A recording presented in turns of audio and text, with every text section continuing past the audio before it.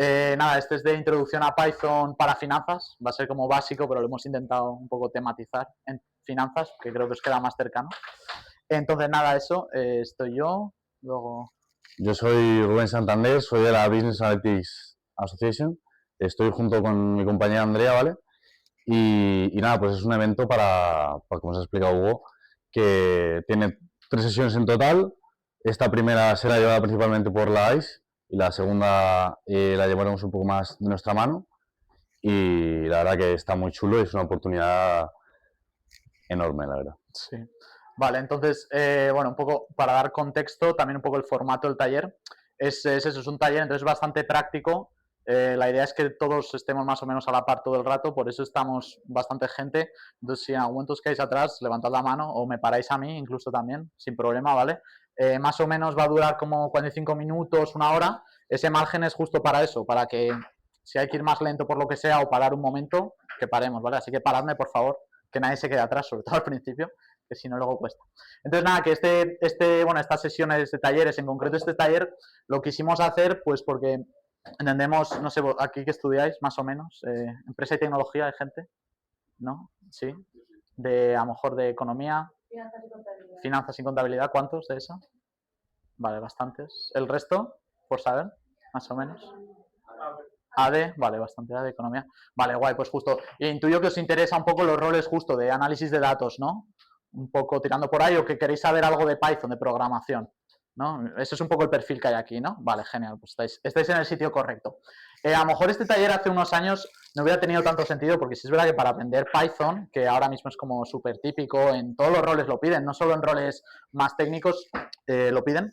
Hace unos años es más difícil, porque sí es verdad que tienes que tener una continuidad, ¿no? Es decir, con una sesión como esta, digamos, corta, pues tampoco te aportaría mucho y tendrías que tener unas cuantas sesiones. Pero es verdad que con el boom de la IA generativa, GenAI, por si veis el concepto por ahí, yo creo que ahora este taller tiene más sentido que nunca, porque con lo que podáis aprender hoy o los conceptos que os empiecen a sonar hoy, ya os podéis tirar vosotros a el ChatGPT de turno o lo que sea, empezar a pedirle cosas y un poco entender lo que os devuelve. Que al final esa es la idea, ¿no? Porque yo creo que ahora si le pedís que os haga una tarea, digamos, más de programación, os la va a hacer bien, ¿eh? No lo dudo, pero la complicación viene cuando queráis hacer una pequeña variación de esa tarea, ¿no?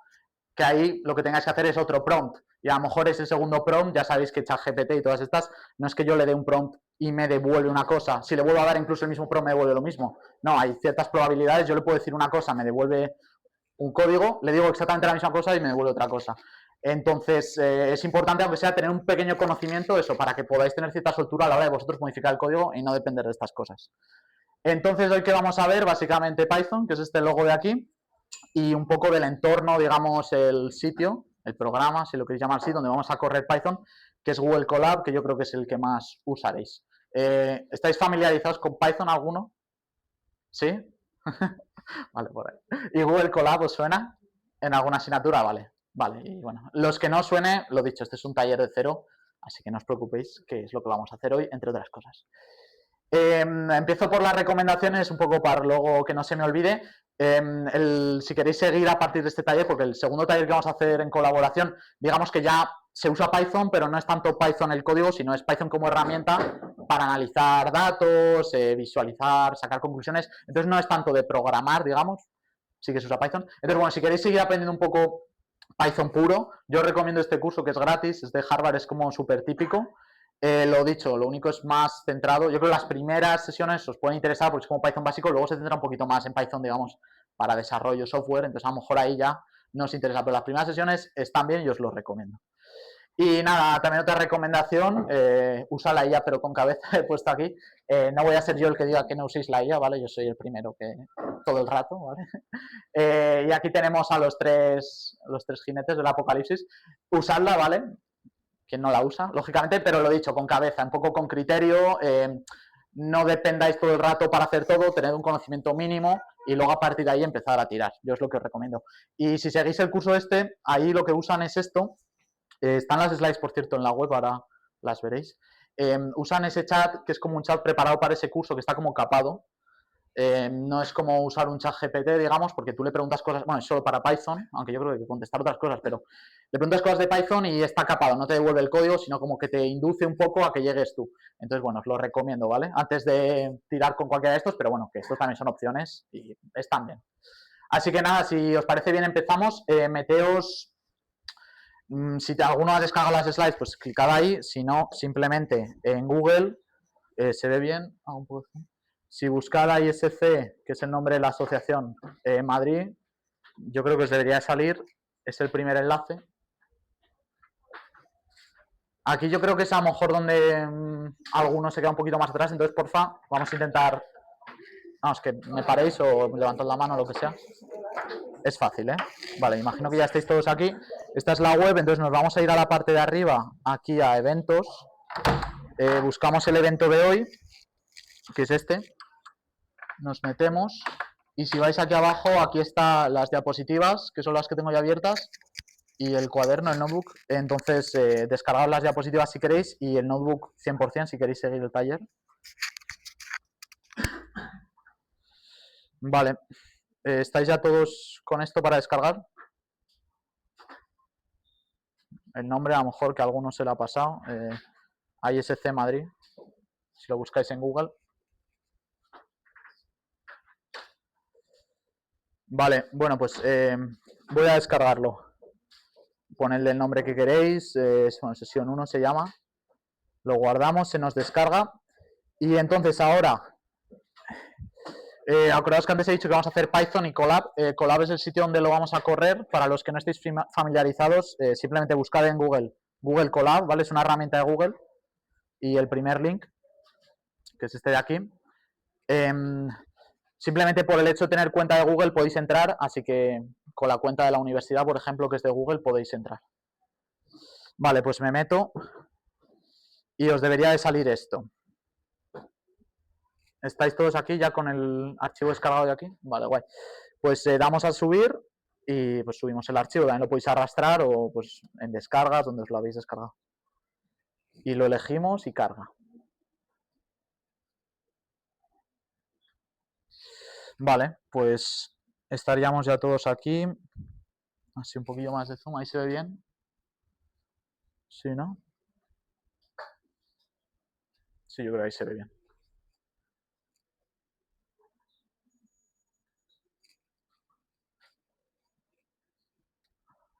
Vale, pues espero un poco si queréis. Entonces, bueno, si queréis voy hablando un poquillo de esto. No os preocupéis, a lo mejor si os raya todo lo que el código que vamos a correr no está corriendo en vuestro ordenador, ¿vale? Está corriendo en los servidores de Google, en máquinas virtuales, así que no se os está descargando nada, ni, en fin, que no es peligroso, esto es un entorno seguro. Incluso luego si vosotros corréis en vuestra casa código, no os preocupéis, lo dicho, no se os descarga nada en el ordenador. Bueno, pues yo creo que ya estáis todos o casi todos, ¿no? Si alguien tiene problema, lo he dicho, por fin, levantad la mano y os ayudan. Entonces, bueno, este cuaderno es bastante fácil de seguir luego desde casa. Lo que son los textos y tal, no los voy a leer literalmente, a lo mejor incluso hay cosas que me salto, porque es eso, esto es también para seguirlo luego vosotros si queréis. Básicamente, esto es, aquí a la izquierda podéis ver el contenido, lo que vamos a ver hoy. Un poco introducción sencilla. Luego hay como 3 bloques, está el bloque de las variables. Luego tenemos el bloque de operaciones, bueno, operaciones, condicionales, funciones, yo creo que es un bloque entero, y luego está la práctica. Entonces, lo que he dicho antes, la sesión más o menos son 45, bueno, quitando la introducción y tal, a lo mejor esto es 35 minutos.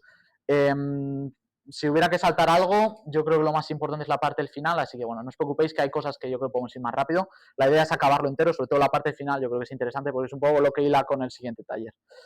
Entonces, bueno, ¿dónde estamos? Lo he dicho, estamos en Google Colab. En Google Colab se usa mucho, ¿por qué? Porque podemos mezclar texto y código, ¿vale? Como veis, aquí tenemos celdas. Todas estas celdas que estáis viendo ahora en pantalla son celdas de texto, ¿vale? Yo si queréis, si doy doble clic, lo veis, puedo editarlas. Veis que aquí tiene un formato raro, hay almohadillas, hay colores y tal. Eso es por el formato de texto que se llama Markdown. Simplemente es eso. Si sabéis escribirlo bien, pues por ejemplo podéis hacer que se os pongan, pues la almohadilla es para los títulos grandes, luego podéis hacer enumeraciones y tal. Esto no es importante, pero bueno, simplemente que lo sepáis, Markdown. Luego tenemos celdas de código, ¿vale? Esta, por ejemplo, sería una celda de código y es Python el lenguaje que vamos a correr. Yo creo que es ahora el lenguaje más demandado, sobre todo eso, si no hacéis cosas de desarrollo de software, que intuyo que ninguno, Python es lo típico y en el 99% de los sitios es lo que piden. Entonces, ¿cómo añadir celdas? A lo mejor, si veis que yo deslizo aquí, como entre los huecos entre celdas, puedo añadir justo lo que he dicho, una celda de código, que aquí escribo, lo que sea, la borro aquí, o una celda de texto. Entonces, las celdas de código, simplemente, bueno, las puedo correr si doy al play. La primera os va a tardar un poquito en correr porque se está conectando, si veis aquí, conectando a Python 3, esto es lo que digo, que se conecta a los servidores de Google, pero veis que ya tiene el check, ya se ha corrido.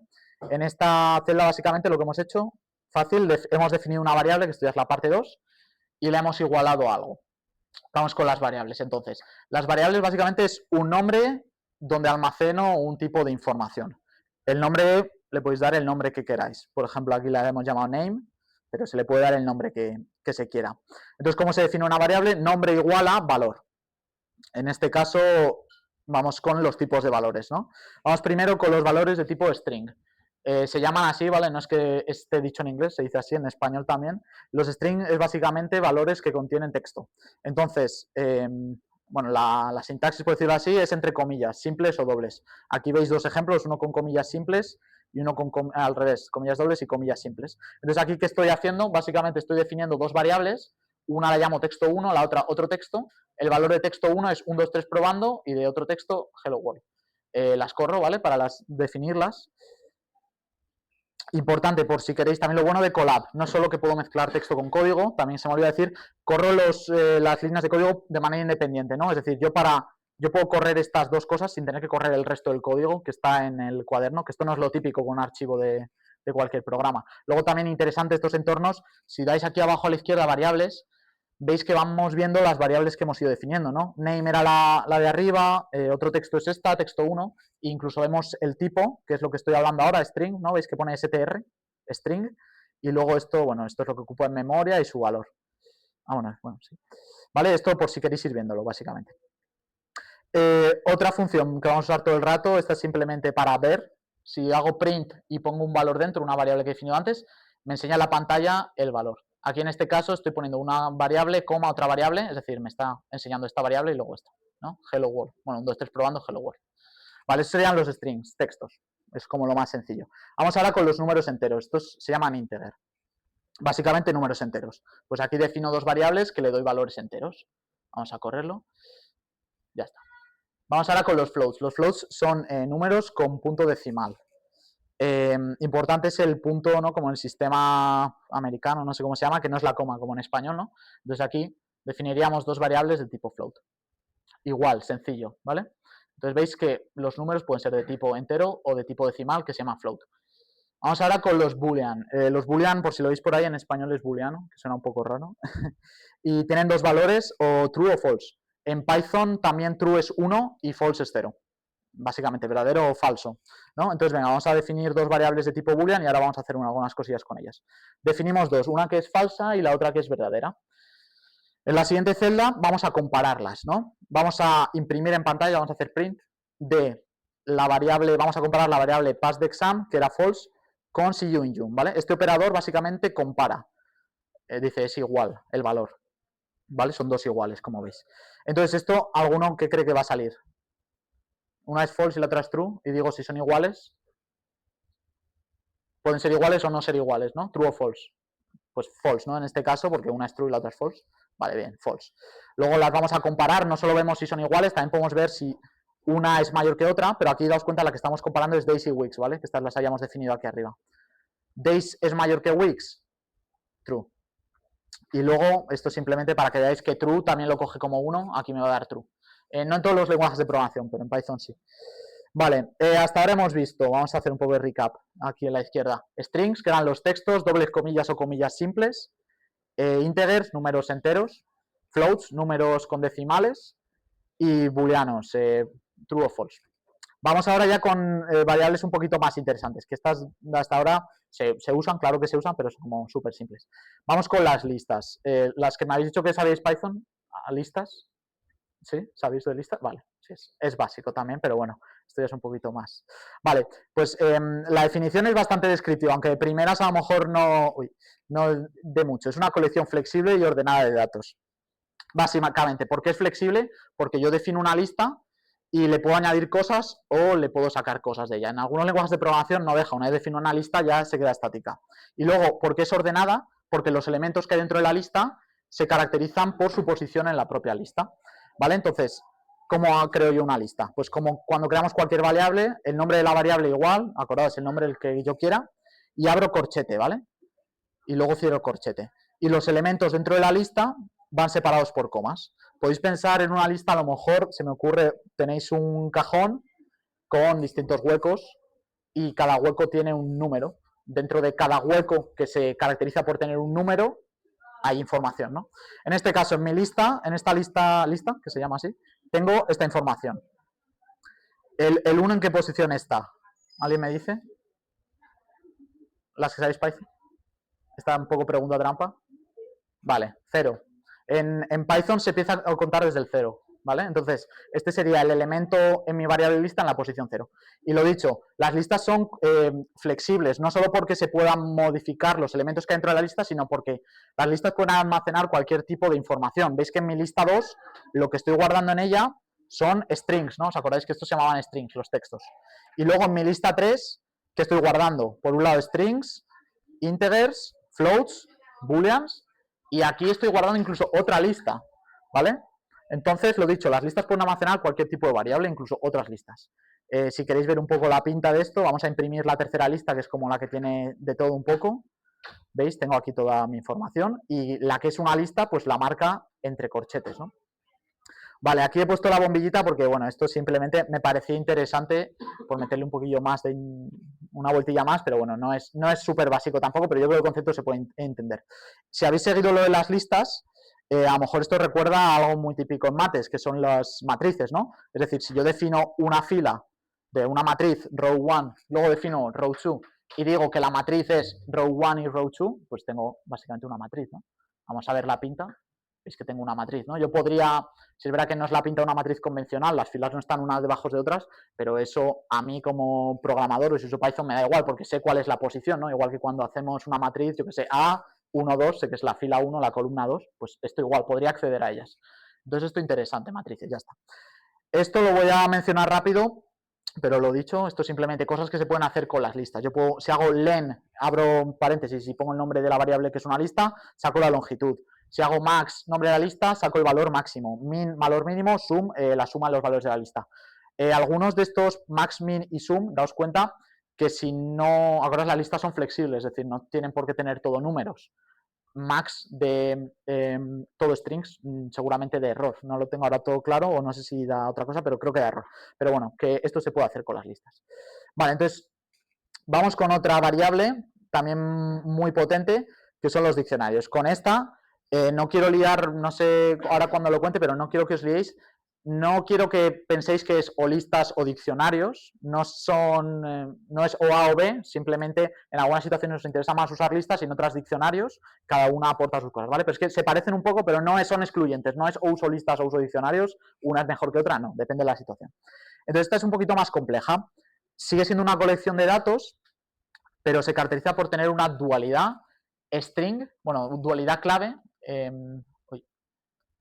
Tenemos la clave, que es un valor de tipo string, y el valor, que puede ser cualquier variable. Explico esto un poquillo mejor. Las claves o keys es el nombre de lo que busco. Por ejemplo, Apple. Y el valor es la información asociada a esa clave. Siguiendo un poco con lo que contaba antes de las estanterías, imaginaos que seguimos teniendo estas estanterías, ¿no? Tenemos huecos donde en cada hueco guardo cosas, guardo información, guardo variables, pero ahora cada hueco yo le pego un cartel por fuera. Pongo una jerseys, en la otra pongo pantalones. Entonces yo accedo a los jerseys llamando a jerseys, ¿no? Digo, armario, jerseys y accedo al contenido. No es como antes que decía armario posición 3, ¿no? Ahora identifico los valores por una clave, ¿no? Justo lo que pone aquí. Entonces, vamos a definir nuestro primer diccionario. La sintaxis de los diccionarios, las listas, acordaos que era con corchetes, esta es con llaves, ¿vale? Que es esto de aquí. Y entonces lo dicho, acordaos que los diccionarios se caracterizan por esa dualidad clave-valor. La clave es un string, Entonces ponemos la clave, pues como cualquier string, entre dobles comillas o comillas simples, 2 puntos y el valor asociado a esa clave. Aquí quiero decir una cosa porque yo me acuerdo lo primero que vi de Python, a veces tonterías que luego en cuanto sabes un poco te rayan, pues de primera está guay que te las digan porque te puedes sentir perdido. Aquí, este formato que yo le he puesto, veis que aquí hay espacios y todo eso, no aporta nada, ¿vale? Es decir, yo esto lo podría borrar y sería exactamente igual, simplemente es porque queda un poquillo más bonito y más ordenado. Pero eso, que no os preocupéis, esto puede ser así o en la misma fila o como queráis. Simplemente por si alguien se estaba rayando algo, que es que a mí me pasaba. Entonces, lo interesante de los diccionarios, lo dicho, que almacenamos los valores en llaves, en keys. Entonces, yo puedo acceder al valor que contiene una llave directamente. Si yo me sé el nombre de mi diccionario, que en este caso se llama cartera, yo digo, quiero acceder a el valor, al contenido de la key que se llama Apple, ¿vale? Y se accede con los corchetes. Entonces, el valor de Apple lo guardo en precio Apple y ahora lo voy a enseñar en pantalla, ¿vale? Corremos esto. Pues como veis, el precio de Apple es y el valor que habíamos asociado antes a la llave, a la key Apple. Vale. Aquí, igual que he hecho con las listas, operaciones típicas con diccionarios, paso un poco por encima, pero básicamente puedo añadir valores nuevos simplemente creando una clave nueva, puedo borrar cosas y puedo saber si hay algo dentro de ese diccionario, ¿vale? Con estas funciones. Lo dicho, esto de momento no lo vamos a usar, pero para que sepáis. Vale, entonces esto ha sido el primer bloque, variables. Bien, de momento, sí, bastante básico. Los que ya supierais algo, imagino que tampoco os he descubierto nada. Para los que no, esto es como el punto de partida. Un poco aburrido, ahora vamos a empezar a hacer cosas. Vale, entonces vamos con las operaciones, que es el segundo bloque. Básicamente, yo de momento he definido variables y he hecho muchos prints, ¿no? Lo enseño en pantalla. Lo que he hecho hasta ahora tampoco tiene mucha utilidad, ¿no? No estoy usando el ordenador para nada realmente, no estoy haciendo operaciones ni nada, entonces vamos con las operaciones. Tenemos operaciones numéricas simples. Básicamente yo puedo operar con las variables. Vamos a usar estas dos variables, A que es 4 y B 2, lo dicho.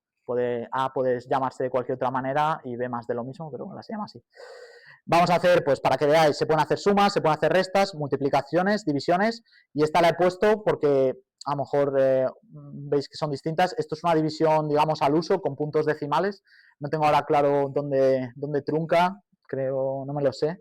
Creo que depende, 64 bits, que no sé cuánto es, la verdad. Pero esta es división entera. Entonces, si queréis, vamos a verlo.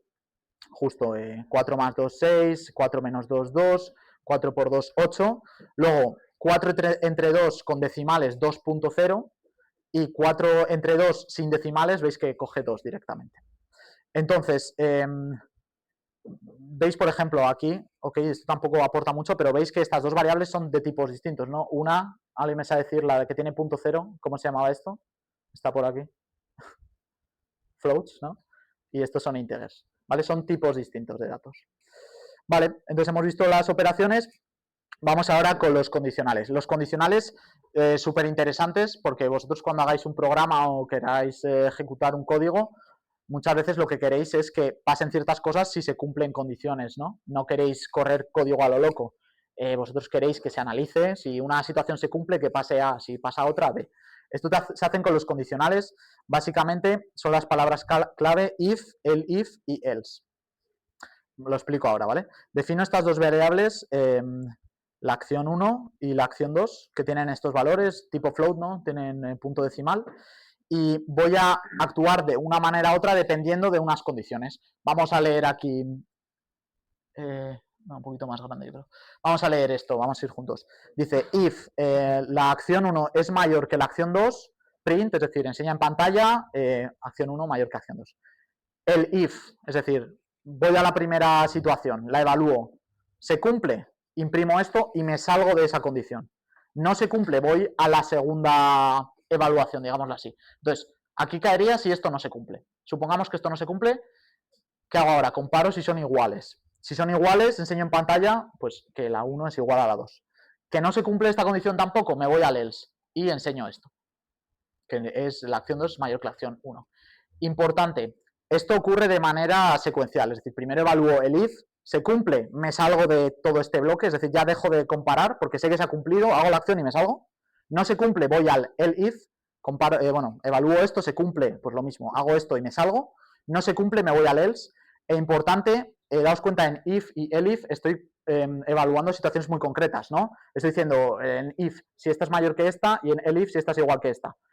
En el else simplemente lo que digo es si no se han cumplido ninguna de las anteriores, ¿vale? Que en este caso, pues simplemente sería si es menor, ¿no? Es la única cosa que podría comparar con variables numéricas. Vale, entonces esto, los condicionales. Vamos ahora con otra cosa muy, muy útil, que son los bucles. Hemos dicho que los condicionales nos interesaban porque corro mi código en función de las cosas que pasan, ¿no? No siempre querré hacer lo mismo, depende de mi contexto, depende de mi situación. Pues los bucles son para correr el código un número concreto de veces o no concreto, pero digamos que más de una vez, ¿no? Porque hasta ahora yo lo que estoy haciendo es, cuando doy al play a estas celdas, se corre una vez y ya está, y deja de correrse. Pero ¿qué pasaría si quiero hacer esto 3 veces, 4, 10 o hasta que se cumpla una condición incluso, ¿no? Pues ahí es donde entran los bucles en juego. Tenemos dos bucles principalmente, el bucle for, que este se corre cuando conoces a priori el número de veces que quieres ejecutar el bucle, básicamente, la acción, y el bucle while. El bucle while se va a cumplir de manera indefinida hasta que una situación que tú defines antes se cumpla o no se cumpla. Entonces, estos voy a pasarlos un poco por encima porque me parecen un poquillo más complejos de entender, pero tenéis aquí los ejemplos y sobre todo porque es que creo que luego no los usamos, entonces tampoco creo que tenga mucho sentido, pero bueno, vamos rápido. El bucle for, básicamente, esta suele ser su sintaxis, es un poquito rara, se suele usar I, la I, para decir el valor sobre el quitero. Entonces yo primero se suele siempre definir i igual a 0 fuera del bucle y luego digo for I in range 10, esta expresión es muy típica en Python, bueno, no, 10 en concreto no, pero for I in range, básicamente digo, mientras que i valga menos que 10, i vale 0 primero, pero en cada bucle se va actualizando, ¿vale? Esto no solo está comprobando si i es mayor que, bueno, mayor no, si vale 10, sino que en cada iteración le está sumando 1, ¿vale? Entonces lo que hacemos en este bucle, 10 veces vamos a imprimir el valor de i, y lo dicho, en cada iteración i suma 1. Entonces aquí básicamente veis que tenemos esto, ¿no? Acordad lo que hemos dicho antes, for I in range 10 significa 10 veces, que 10 veces no significa hasta 10, ¿no? Daos cuenta que tenemos que tener en cuenta el 0. Estos son 10 veces, pero no es hasta 10. ¿Vale? Y entonces, vamos a usar el bucle for, a lo mejor para algo más interesante. Puede ser que yo quiera ejecutar una cosa, un número concreto de veces, pero ese número concreto de veces no tengo por qué yo saber a priori 100 millones de veces. Yo no tengo por qué saber ese valor, pero sí que puedo saber que 100 millones depende de otra cosa. Me explico. Aquí estamos definiendo una lista que se llama facturas, tiene 3 valores. Siempre cuando se explican cosas, y en este caso siempre se ponen números pequeños, pero pensad que esto lo estamos corriendo a lo mejor para 300.000 valores, ¿vale? Son listas gigantes. Entonces, tiene 3 valores. Y yo lo que quiero hacer es aplicarle una operación a cada valor de la lista. Primero a este, luego a este y luego a este. Entonces yo lo que digo es for, se pone un nombre, el nombre que vosotros queráis, muchas veces se pone for element, for cantidad in facturas, he puesto yo aquí, facturas, daos cuenta que es esta variable. Entonces, para cada elemento que hay en la lista facturas, lo que voy a hacer es definir una variable total, que es el elemento en cuestión en cada iteración, por 1,21, ¿vale? Aquí estoy calculando el valor después del IVA. Entonces, para cada elemento, básicamente, voy a enseñar en pantalla cuál es su valor después de calcular el IVA.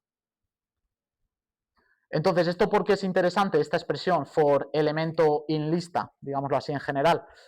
Por lo dicho, yo tengo una lista muy grande, no sé cuál es su longitud, pero sí que sé que quiero hacer una acción para cada elemento de la lista. No hace falta que yo sepa que la lista tiene una longitud de 3 en este caso, simplemente yo digo que ocurra algo para cada elemento de la lista. ¿Vale? Y ahora tenemos el bucle while, que si os acordáis, lo he dicho antes, este se ejecuta de manera indefinida hasta que se cumple una condición que nosotros definimos.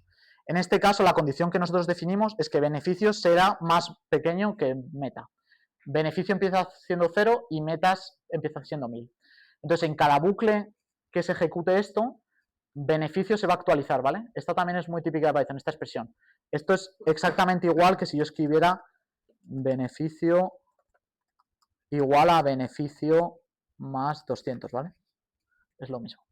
Entonces, en cada iteración, cada vez que yo recorro el bucle, beneficio le voy a sumar 200. Empieza haciendo 0 Entonces en el primer bucle va a ser 200, luego 400, 600, 800, 1000. Cuando llega a 1000, ¿qué va a pasar? Beneficio es más pequeño que meta. Esto es false, ¿no? Es igual. Entonces se va a salir de este bucle y va a hacer print de meta alcanzado. Mientras tanto, lo que va a imprimir es cómo voy actualizando. Entonces corremos esto. ¿No? ¿Veis? 200, 400, 600, 800, 1000. Cuando llega a 1000, meta alcanzada y se sale. Vale, los bucles guay. A ver, ¿cómo vamos de tiempo? Como 35 minutos, ¿no? Sí. Vale, pues yo creo que las funciones voy a explicarlas por encima y ya vamos con la práctica y con la parte más de visualización y tal. Entonces, hasta ahora lo que hemos dicho es siempre hemos corrido código, digámoslo así, de manera independiente, ¿no? Es decir, yo en una línea creaba un bucle, creaba una condición, definía variables, pero pensad que esto del código, el objetivo es siempre crear cosas como generales que se puedan siempre, por decirlo así, escalar, decirlo de alguna manera, o queremos crear cosas generales que yo luego la puedo aplicar a mis datos. Yo quiero crear, pues como en matemáticas, funciones, ¿no? Es decir, yo defino algo a la cual le meto un input y quiero que me devuelva un output. Este input puede ser muchas cosas y yo quiero llamar a esta función desde distintos sitios. Quiero crear cosas que sean reutilizables, básicamente, que no me salía la palabra. Entonces, por eso las funciones. La sintaxis de las funciones es def indica que es una función. El nombre de la función es exactamente igual que las variables, el nombre que queráis. Abro paréntesis y el argumento de la función, no todas las funciones tienen que tener argumentos. Básicamente el argumento es lo que yo le tengo que dar al input de la función, como cuando en mates hago f de x, pues el argumento sería x. Luego dos puntos, luego lo que va a ocurrir en esta función y luego return y lo que va a devolver esta función. Básicamente después de hacer cálculos o lo que tenga que hacer la función, ¿qué me devuelve esta función?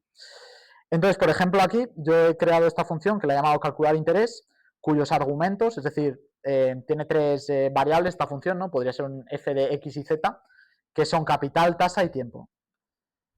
Luego, ¿qué hace esta función? Dos puntos y digo, ¿qué hace? Pues esta función define una variable que se llama interés, que básicamente va a ser el producto de capital, tasa y tiempo.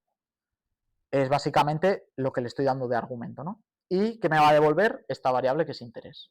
Entonces, definimos la función, importante, yo al definir esta función simplemente, por decirlo de alguna manera, estoy desbloqueando la habilidad de poder hacer esta operación, pero ya está, no estoy haciendo nada más, veis que no da ningún output el correr esto, simplemente defino, vale, estas son las instrucciones, ahora te doy las instrucciones. Entonces, ahora llamamos a la función, llamo a la función y le doy estos argumentos, 1000 va a ser capital, ¿no? 0,05 tasa y tiempo 2, y el resultado, es decir, el return, lo voy a guardar en esta variable, que la voy a llamar resultado. Y luego voy a enseñar en pantalla el resultado. Entonces, básicamente, yo cuando corra esto, me va a devolver el producto de estas tres cosas. ¿Vale? Porque eso lo he definido así en mi función. Vale, entonces, vamos ahora con la práctica. Esta parte tiene como código para que rellenemos. Yo creo que lo vamos a rellenar ahora todos. Dejo un par de, son cosas muy sencillas, dejo un par de, unos segundillos. Y ahora, si no entendéis, es el momento que me preguntéis, porque yo creo que aquí es donde más, vamos, voy a hacer yo las cosas, no están todavía hechas. Empezamos, el primero es un poquito un ejemplo más naif, pero bueno, por ir entrando un poco en calor. Tenemos dos inversores, Ana y Juan, y tienen las siguientes carteras. Daos cuenta, las carteras las defino como listas, ¿no? Vamos a correr esto. Hemos creado ya estas dos variables, la cartera de Ana y la cartera de Juan. Entonces, el primer ejercicio, quiero que declaréis dos variables nuevas que sean la suma de cada cartera y luego que enseñéis en pantalla cuál es el resultado de esto. He puesto aquí tips por hacerlo más fácil aún, pero bueno, por tardar poquito y que digamos que aquí no estamos evaluando a nadie. Entonces, queremos crear dos variables nuevas. Acordaos que para crear una variable, básicamente yo le doy un nombre, el que queramos, porque tenga un poco de sentido y luego cuando yo lea mi código lo entienda, pues vamos a darles nombres con sentido. Queremos la suma de cada cartera. Pues venga, voy a llamarla una suma / Ana. Importante, las variables, esto no lo he dicho, tienen que ser un único texto. Es decir, yo no puedo poner suma espacio Ana, ¿vale? Puedo poner suma / Ana, suma Ana en mayúscula, en fin, cualquiera de estas cosas. Vale, entonces esta es mi nueva variable, igual, ya que va a ser igual a la suma de la cartera de Ana. Veis que aquí os pongo el tip este, podéis usar sum, acordaos que esto era una de las operaciones que podemos hacer con listas, pues yo digo sum, abro paréntesis, paréntesis, y digo cartera Ana. Veis también, A ver, sí, mira. ¿Veis que esto os va dando también como, os va echando una ayuda, ¿no? De qué cosas pueden ser, pues cartera ANA. Si doy al tabulador, que es lo que está encima del bloc mayúsculas, autocompleto. También en Google Colab, lo bueno al ser de Google es que tiene integrado Gemini, entonces muchas veces os va a dar incluso parte del código y suele fallar bien poquito, así que lo podéis desactivar si no os gusta, pero bueno, yo creo que está bien. Vale, entonces, primero hemos creado la variable y ahora queremos enseñarla. Acordaos que esto era print y simplemente el nombre de la variable que acabamos de crear y corremos esto y veis que me está dando la suma de todos estos valores. Para la de Juan pues sería lo mismo, simplemente un nombre de otra variable y sum de la lista asociada a la cartera de Juan. Vale, venga, pues vamos con el siguiente. Este primero, ¿qué tal? ¿Bien? ¿Sí, no? Vale. El siguiente, quiero que comparéis la suma de cada cartera, ¿vale? Y que ocurran distintas cosas en función de distintas situaciones. Si la de Juan es mejor, imprime Juan gana. Si la de Ana es mejor, imprime Ana gana. Y si son iguales, imprime empate. Aquí he dado un poquillo menos de pistas, pero daos cuenta que queremos hacer dos cosas. Por un lado queremos comparar las carteras, y en función de esta comparación queremos hacer algo, ¿no? Esto, si os acordáis, son básicamente los condicionales, ¿no? Es decir, yo quiero evaluar una situación y en función de lo que pase en esa situación, ejecutar una acción. Entonces, si queréis, venga, empiezo yo.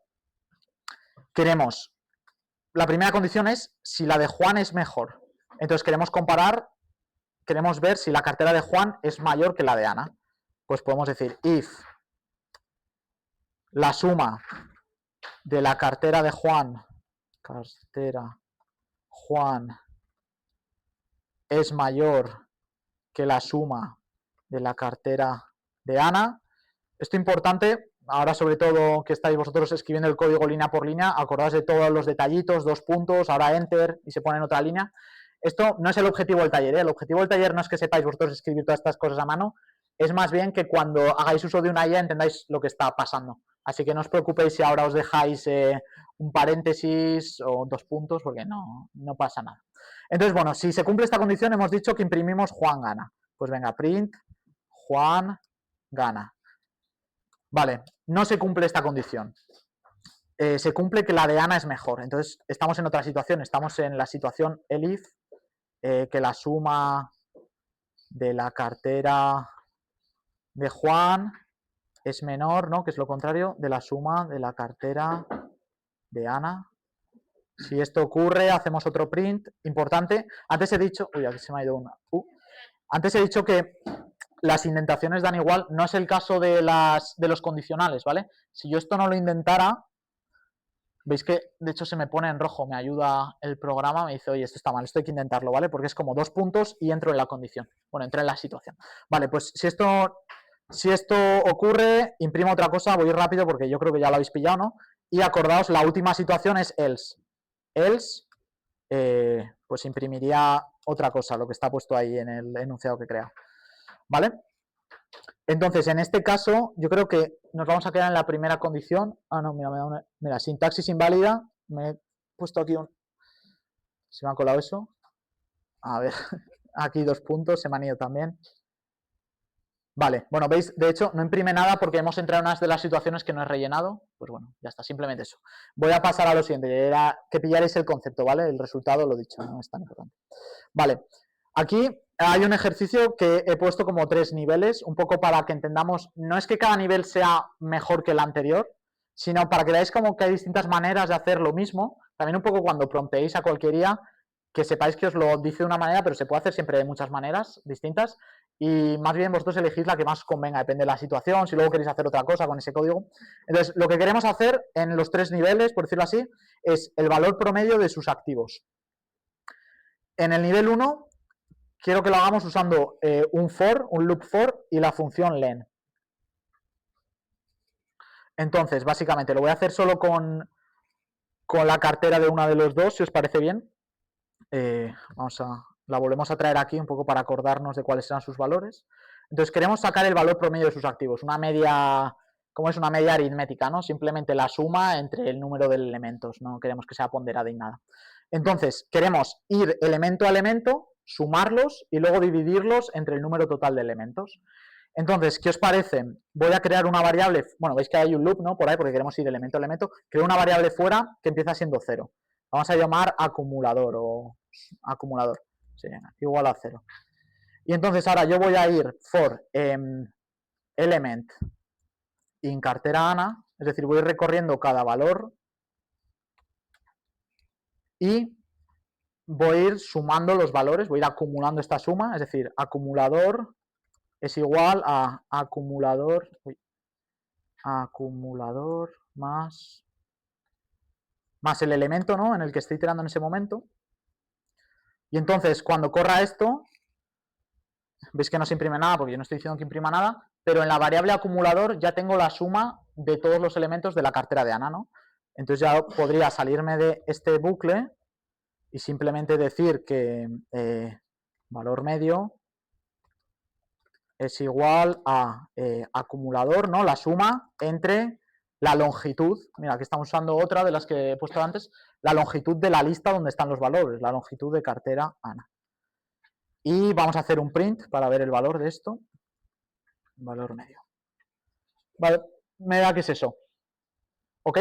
Veis que esta manera es un poquito rudimentaria, ¿no? No parece como la mejor. Hemos, simplemente para sacar una media, mirad las líneas de código que hemos escrito. Yo creo que no parece la mejor. Nivel 2, estoy viendo aquí. Vale, nivel 2, podríamos usar funciones que ya están integradas en Python. Una la hemos visto ya, que es len, y la otra creo que ya también la he puesto arriba, es sum. ¿No? Con listas yo puedo hacer esto, acordaos lo que he dicho antes, si los valores de mi lista son numéricos, puedo hacer sum, que me devuelve la lista, la suma de todos los elementos de la lista, es decir, yo podría decir sum cartera Ana entre len cartera Ana. ¿Daos cuenta, no? Estoy sumando todos los elementos, que es lo que hacía con este loop, y luego lo estoy viendo entre la longitud, que es lo que he hecho también antes al final. Pues nos debería dar, bueno, nos da lo mismo, lo veis, ¿no? Igualmente parece que no es la mejor manera, ¿no? Porque estoy llamando a dos funciones, estoy definiendo una operación entre los resultados de esas dos funciones.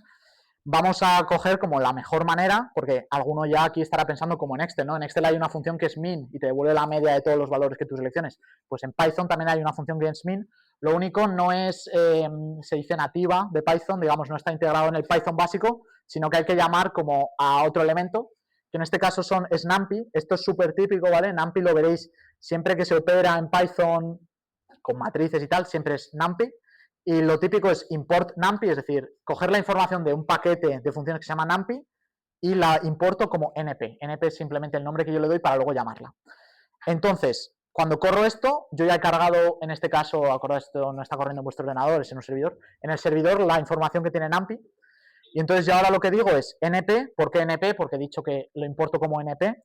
Si doy NP punto, aquí todo lo que me sale son las funciones de NumPy, ¿vale? Del paquete NumPy. Si os dais cuenta son todo funciones matemáticas, yo que sé, absoluto, el arcoseno, máximos, no sé qué. Entonces si yo hago NumPy, lo que quiero es la función min, veis que ya me sale aquí, de hecho la puedo seleccionar. ¿Y a qué le quiero aplicar esta función min? A la cartera de Ana. Lo corro y bueno, veis que me da NumPy float, eso es por el tipo de datos. Si yo hiciera, bueno, puedo hacer print de esto para que no salga feo, digámoslo así, solo salga el resultado, no la información. ¿Vale? Entonces, lo que hemos visto, tres maneras, lo he dicho. La primera, si es verdad que no os la recomiendo, si es verdad que ahora que estáis aprendiendo es como lo más intuitivo a lo mejor, o el método de llegar, ¿vale? ¿Cómo haría esto? Pues iría elemento a elemento, los sumaría, los dividiría entre su longitud. Entre la manera 2 y la manera 3, hombre, la manera 3 es más eficiente, si es verdad que importa un paquete, no ocupa mucha memoria, no pasa nada, y es como más, está más comprimida, pero la manera 2 a lo mejor en alguna situación os puede interesar, en una situación, por ejemplo, que queráis ejecutar esto si se cumple algo antes que tiene que ver con la suma de los valores, ¿no? Es decir, la tercera manera me devuelve directamente la media, pero yo no sé ni la longitud de la lista, ni sé la suma de los valores de la lista. Entonces depende de la situación, nos interesa uno más otra.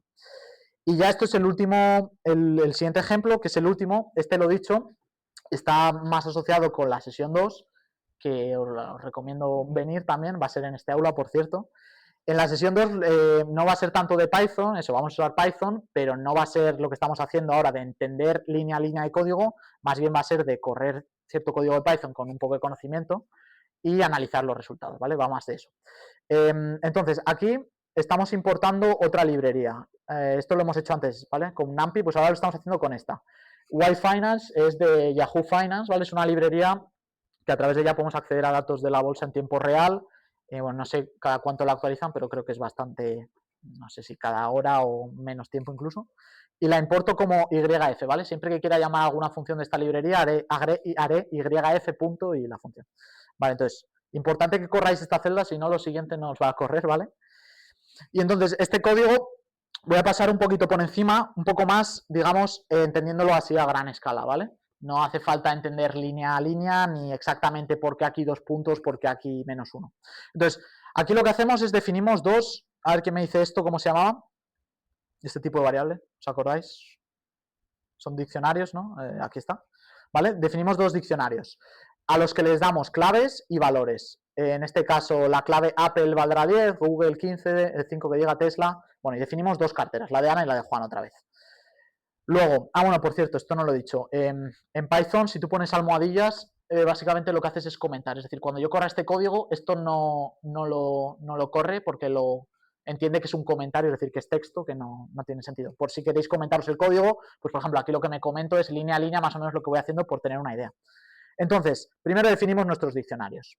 Y vamos a crear una función, ¿vale? Acordaos que hemos antes creado una función para calcular, que era así, la rentabilidad. Pues aquí voy a crear una función que la llamo obtener valor cartera. Lo dicho, los nombres, lo que queráis, pero hombre, está bien que sean un poquito descriptivos, ¿no? Que me ayuden a entender qué es lo que hace. Y el argumento que coge, la X que coge esta función es cartera. Entonces, en esta función, ¿qué hago? Voy a crear un diccionario vacío y una variable que vale 0. Y voy a iterar. En los elementos de la cartera, acordaos que la cartera, bueno, cartera.items, esto me está diciendo que cartera es un diccionario, ¿vale? Porque .items se usa para diccionarios. Entonces, yo lo que estoy diciendo es, ticker, bueno, en cada loop, ticker va a ser la clave del diccionario y cantidad va a ser el valor asociado a esa clave. Básicamente, voy a almacenar una variable que llamo stock, el valor de la acción de esa empresa. Daos cuenta que aquí llamo a Yahoo Finance, entonces Yahoo Finance coge la clave, por ejemplo, Apple, y consulta con sus cosas, esto no hace falta saber cómo se hace, consulta el valor de Apple en ese momento. Entonces, esto lo guardo en stock. No solo voy a obtener el valor, sino el precio de último cierre de mercado. El valor activo voy a multiplicarlo por la cantidad de acciones que tengo de esa empresa, ¿no? Si os dais cuenta, aquí no estoy diciendo cuánto vale la acción que tengo de Apple, sino que estoy diciendo que tengo 10 acciones de Apple. Entonces digo, vale, quiero saber cuánto vale la acción de Apple en este momento y la multiplico por 10 porque son las acciones que tengo de Apple. Y vamos a ir sumando el producto de mis acciones por el valor de esa acción en ese momento y las voy a guardar en una variable que es total. Es decir, voy a tener en total cuál es el valor en ese momento de mi cartera, ¿no? Yo tampoco sé mucho de finanzas, no sé si está bien decir que es el valor de la cantidad de acción que tengo por el valor del activo en ese momento, me imagino que habrá más cosas, pero bueno, supongamos que es eso. Y luego básicamente voy a devolver el valor total de mi cartera y los datos actuales, que es básicamente una actualización de mi cartera en vez de con el número de acciones que tengo, con el valor de esa acción. Y luego básicamente lo que vamos a hacer es, acordaos que las funciones las definimos, pero luego hay que llamarlas. Aquí estoy dando la habilidad a mi programa de hacer esto, pero hasta que no lo llamo, mi programa no lo va a hacer. Entonces luego llamo a la función con la cartera de Ana, llamo a la función con la cartera de Juan, y los resultados, daos cuenta que esto me devuelve dos cosas. Entonces, total, lo voy a guardar en total Ana, y datos actuales en desglose Ana, y lo mismo para Juan. Entonces, corremos esto, y lo dicho, veis que nos da eso, ¿no? Por un lado me da cuánto valen las acciones de Ana, es decir, cuánto vale cada acción por el valor de esa acción en este momento, diríamos que es en este momento porque hemos llamado a Yahoo Finance, y luego me va a devolver la actualización de mi diccionario, es decir, bueno, la actualización con el valor, no solo la acción. Apple tengo, pues supongamos que son dólares, 2.736 dólares, Google 1.500, etcétera. Vale. Esto ha sido un poquito como data handling, le he puesto aquí un poco manejar datos y tal, y ahora vamos con la parte de visualización y ya con esto acabamos, que creo que voy un poquillo justo. Entonces, aquí vamos a usar otra librería súper típica para hacer gráficos. En Excel es muy típico, bueno, arriba, ¿no? Eliges gráficos y eliges los gráficos que quieras. Excel sí que es bastante flexible, ¿no? Tú puedes elegir la leyenda, el tamaño, puedes moverlo. Lo bueno de Python es que Excel a veces te hace cosas raras, ¿no? Mueves una leyenda a un lado y se te descuadra todo. Python es un poquito más estricto, pero sabes que siempre que lo pongas bien, te lo va a poner siempre en el mismo lado y no se te mueven las cosas. Entonces llamamos a la librería es matplotlib. Más concretamente llamamos al paquete pyplot, es decir, pues veis que es bastante escrito, ¿no? Plots en Py de Python, y le doy el nombre de PLT simplemente para cuando quiera llamarla usar PLT.